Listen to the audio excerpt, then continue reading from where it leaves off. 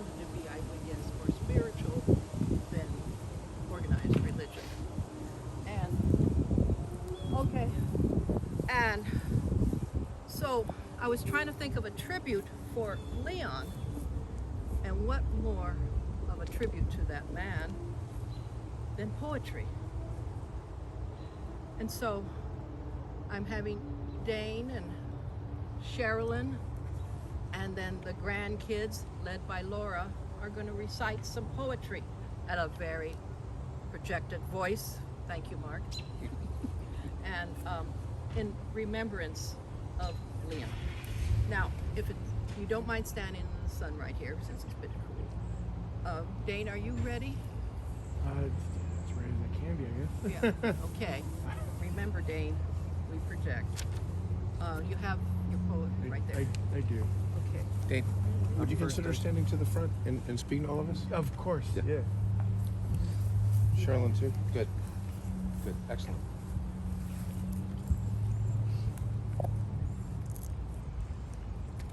Thank you. Max, can you need a minute? Sure.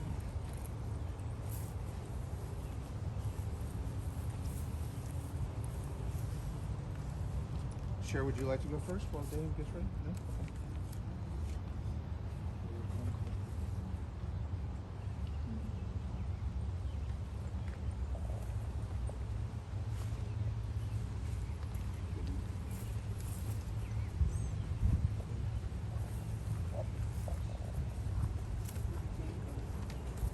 Okay. Oh, okay.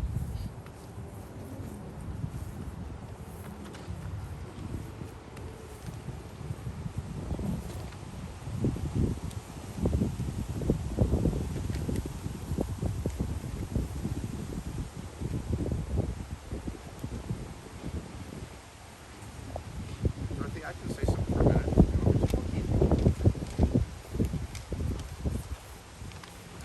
My favorite movie is It's a Wonderful Life, 1946, and I was introduced to that when I was in elementary school by Leon. And there is some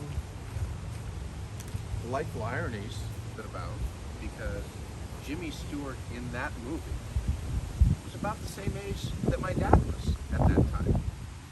It takes place in a small northeastern town where everyone knows each other, the way it was in Manchester.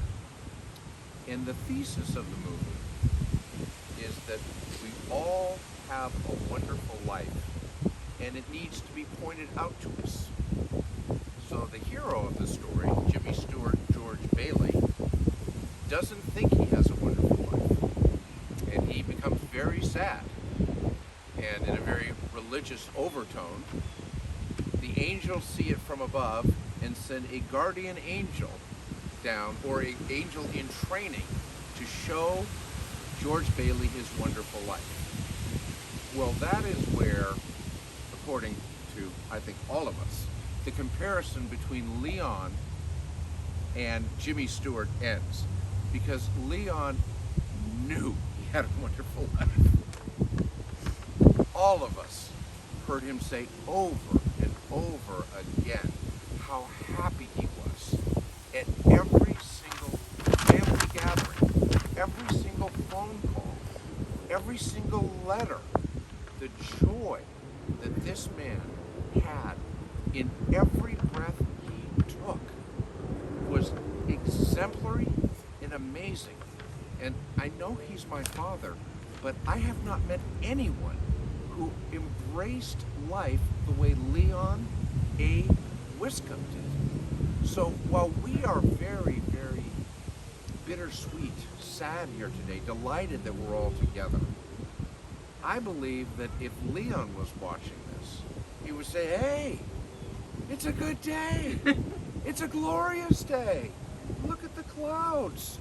This is why Manchester is heaven on earth. And he would, of course, understand our tears because he was so empathetic and sympathetic. But at the same time, he would want the rest of the day to go the way it's going to go, which is lots of laughter, lots of sharing stories, and lots of realizing the way he did that it is indeed a wonderful life. Dean, can you do this? If not, we would understand. I think I can. All right, very good. Remember, for Tata. Yeah, you didn't realize until you got up front here that. Anyways.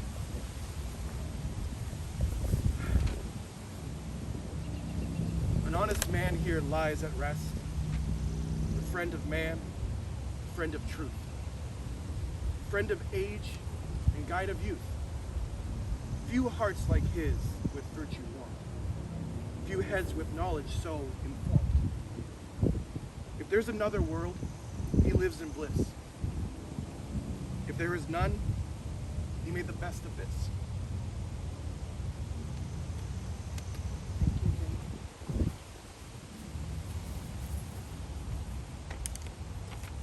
Maybe Sherilyn.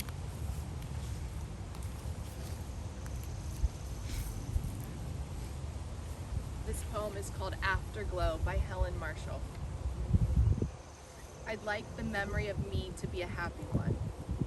I'd like to leave an afterglow of smiles when life is done. I'd like to leave an echo whispering softly down the ways of happy times and laughing times and bright and sunny days. I'd like the tears of those who grieve to dry before the sun of happy memories that I leave when life is done. Happy memories. Now, the rest of us are the grandchildren, Evan, Sherilyn, and Laura is going, and Dane, and Okay, we're going to Donut stand right and here Dylan. really close so they can hear us. Sure. Whoever wants to participate for the grandchildren. Kenda, are you going to stay out? I'm gonna video. Yeah, we can. Sedona, are you coming in? And Dylan? Okay. So girls over here on this side. You guys.